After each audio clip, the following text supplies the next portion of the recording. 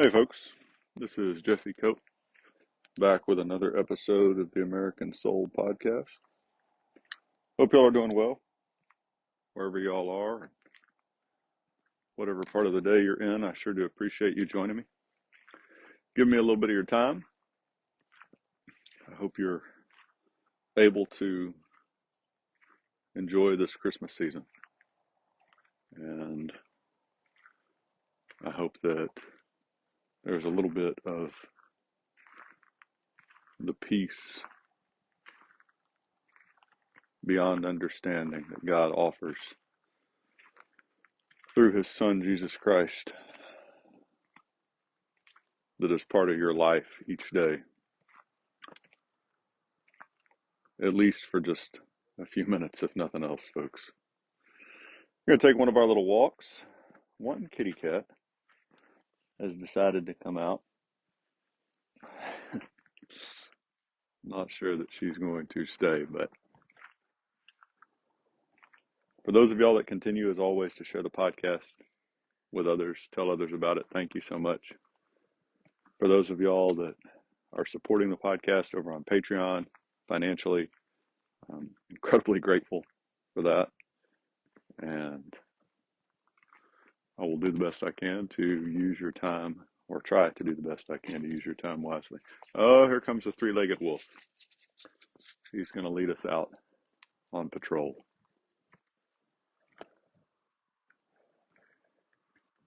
Put some firewood up today. It is supposed to turn off colder, to say the least, over the next few days.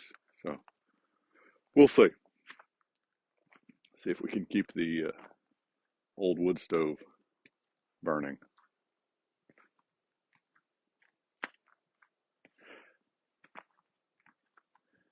Yeah, I almost went into one of my little pet peeves there about wood stoves, but maybe for another time. Maybe another time.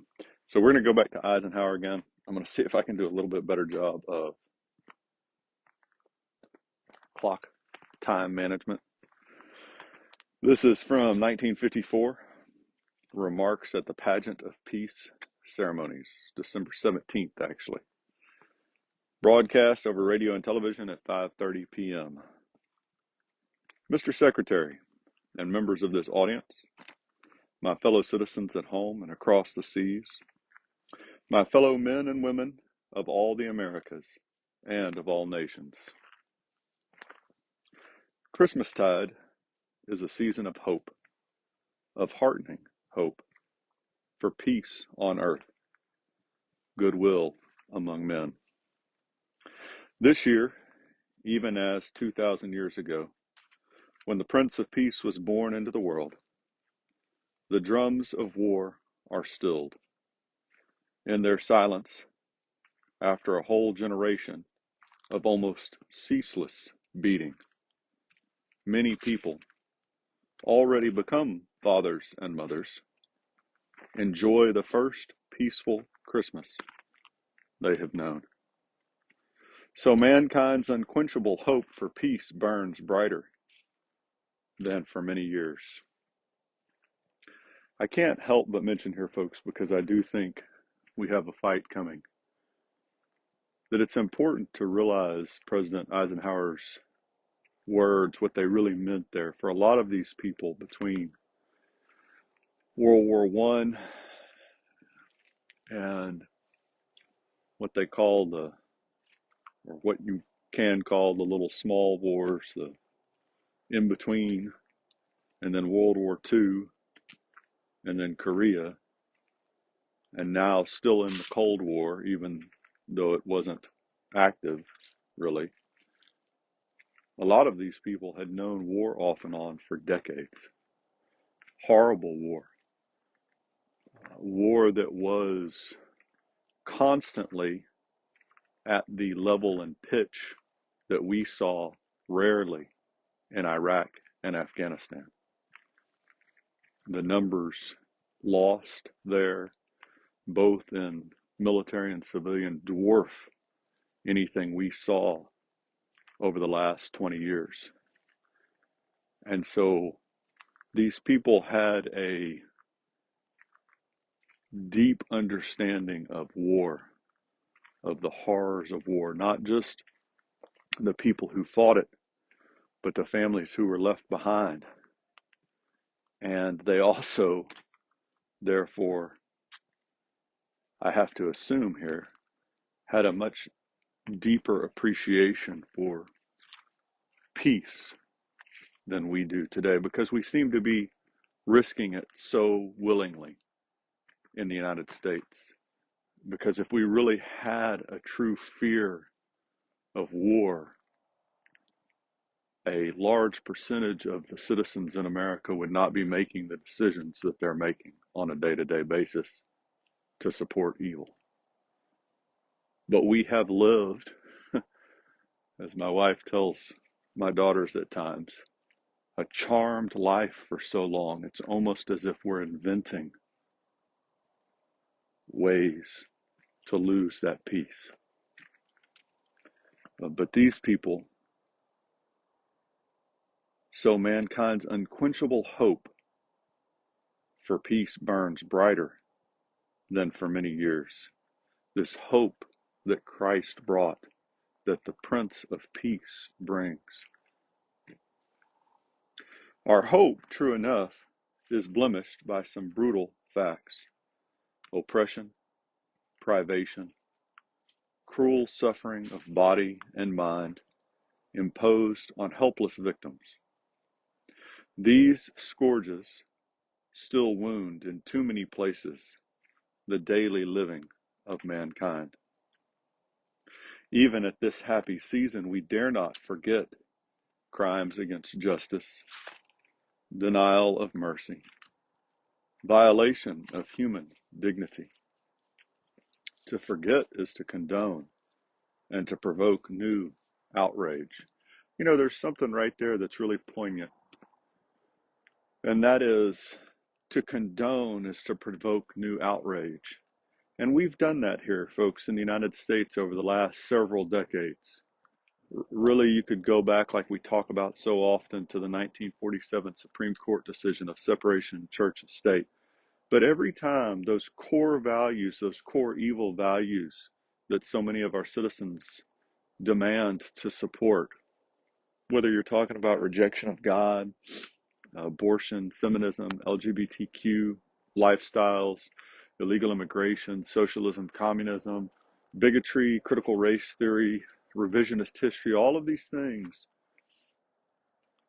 every time we condone them and we don't stand up, and haven't, I should say, past tense, every time we have condoned them and we've pretended that we're being tolerant or we're being open-minded or we're just trying to say, well, I'm not a bigot.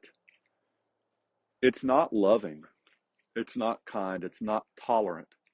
It's not open-minded. It's just cowardice. And every time we do it, every time we've done it, we've provoked some new outrage. How do you think we ended up now with men demanding the right to compete in sports as women? And that's the least of the outrages, folks. It's really shameful that it's taken us getting to that point, that's the thing of all those that I just listed, that we're most outraged about the possibility of losing women's sports. Not slaughtering babies, not feminism destroying men and women's relationships, marriage and the home, the destruction of the family unit, not the flooding of millions of criminals and terrorists across the border, not the promotion of socialism and communism responsible for the slaughter of tens of millions, hundreds of millions in the last century. None of these things are we, it's taken this, and this is just one example off the top of my head right now, folks. You can tell because the thoughts are all coming faster than I can put words together. But it really is condemning of us that we waited until now for many of us to get so outraged. And so every time we've condoned it, and maybe it's not us, maybe you say, well, I didn't do that. I wasn't alive 6 decades ago, or I wasn't a voting age or an adult that knew what was going on 4 decades ago, 3 decades ago. Fair enough. But we are now. And what do we do? What do we do? And you say, well, what do you suggest? How many letters have you or I written to senators or congressmen?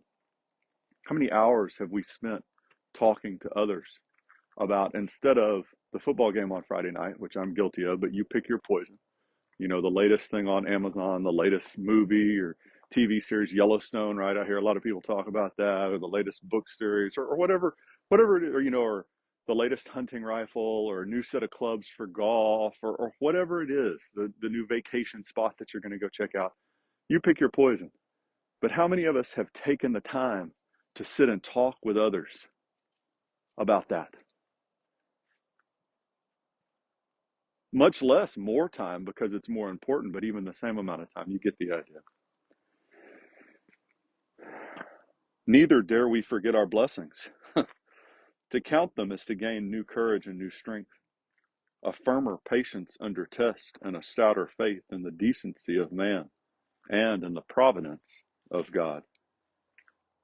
All of those we read so often throughout the year, a lot of these from presidents, these proclamations that we read in November especially, talk about God's providence.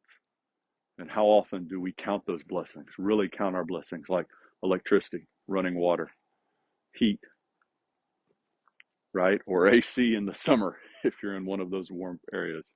A Christmas tree with lights on it, food on the table, clean water to drink, healthy children, healthy spouse, healthy parents, cars that run, tractors that run if you live out in the country, tools, etc., etc. The list is so long. How often do we really stop and say thank you?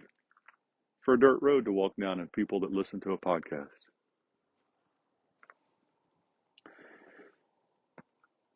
Among the greatest of man's blessings this Christmas is his strength and hope of lasting peace. But hope without works is the prelude to disillusionment. They whose cause is just must be prepared to meet the harsh challenge of inertia, privation, despair, statism, materialism. This bright Christmas must not be followed, ever, by a Christmas of universal tragedy. So, for those of y'all, if you're not real familiar, uh, hope without works is kind of like faith without works. I think maybe, I'm not sure he was referring to that, but New Testament they talk. It's impossible to have faith really without works that back that faith up. My pastor says it so well. I love this analogy. He says, if you think it's going to rain, you take an umbrella. If you really think it's going to rain, if you really believe that, you take an umbrella. If you really love God, you spend time with him. And as Jesus said, you follow his commands. Doesn't mean you always enjoy it, but you do. And you get to the point where the enjoyment comes, I hope, as I struggle along this path. If you really love your spouse, you actually love them, not just with words, although that can certainly be part of it, but with actions that show them each day, not once a month, once a week, each day, that they're your priority. And if you don't, then you don't. We Americans know that a mighty part of promoting and serving peace is ours to do. With our friends, we must enlarge the design of our partnership so that we, who marched together in evil days when war and fear of war darkened the earth, shall enjoy together in days of light the rich rewards of a secure and stable era.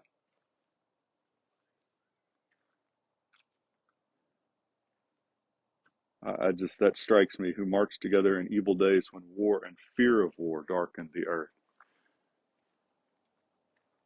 Probably a pretty good chunk of that coming in America. There are some who have believed it possible to hold themselves aloof from today's worldwide struggle between those who uphold government based upon human freedom and dignity and those who consider man merely a pawn of the state. The times are so critical and the difference between these world systems so vital and vast that grave doubt is cast upon the validity of neutralistic argument. Yet we shall continue faithfully to demonstrate our complete respect for the right of self-decision by these neutrals. Moreover, because they hate aggression and condemn war for conquest, even as we, there is provided a strong foundation upon which we can proceed with them to build mutual understanding and sympathy. Folks, that's such a vital little point here. It's not a little point, but kind of snuck in. You know, isolationism brought us World War II. This idea today that we've practiced really particularly over the last decade, that we can walk away from the Muslim nations and the terrorism that they breed, because that ideology does breed it, folks. Even if not all Muslims are terrorists, which is a true statement, that ideology breeds it. To think that we can disengage and walk away has already been shown futile, ignorant at best. Look at what has already taken place once we stepped out of Afghanistan. This isolationist mentality, like that we can just sit back and not do anything. And it's even probably more important here at home. This idea that we can step back and live and let live, you know, and if you want to support these evil values of the left over here, as long as you just do it on your own, then that's good, we're good. But evil never stays contained, folks.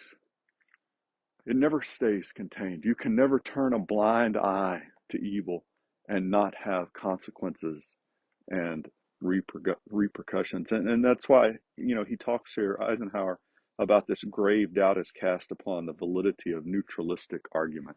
Well, I'll just stay neutral. No, you won't. Now, with those who stand against us in fear or in ignorance of our intentions, we have chosen the hard way of patient, tireless search in every avenue that may lead to their better understanding of our peaceful purposes. They know, as well as we, that the world is large enough, the skills of man great enough, to feed and to clothe and to house mankind in plenty and in peace. This universal knowledge could be the fruitful beginning of a prosperous life together. Little bit there for the people that are alarmists about too many overpopulation. We're not gonna overpopulate, folks. And he talks about that right there. There is plenty to feed and to clothe and to house mankind in peace. America speaks from strength in good allies, in arms, in readiness, in ever-increasing productivity, in the broader sharing of the abundant fruits of our economy, in our unchanging devotion to liberty and to human justice. Her voice is for peace based upon decency and right. But let no man think that we want peace at any price, that we shall forsake principle in resigned tolerance of evident evil, or that we may pawn our honor for transitory concession. Heck of a sentence there, folks. But let no man think that we want peace at any price. Chesty Puller, one of our great generals in the Marine Corps, made a statement that there were worse things than death. And peace at any price, when that price is evil, it's way up there. That we shall forsake principle and resigned tolerance. That we'll go ahead and throw away our principles and just resign ourselves. Well, our fellow citizens, you know, they're just going to keep following evil and we're just going to have to let them. Or that we may pawn our honor for transitory concession. Well, those that follow evil offer some little, okay, well, we won't do this time. And we get all excited about it. And then the pendulum swings just a little bit farther the next time. If there's no real change, folks, then it doesn't matter. That's not the way I wanted to say that, but that's the best I can say right now. If you don't see real change in people, it doesn't matter what they say, then there's not really been a change of heart.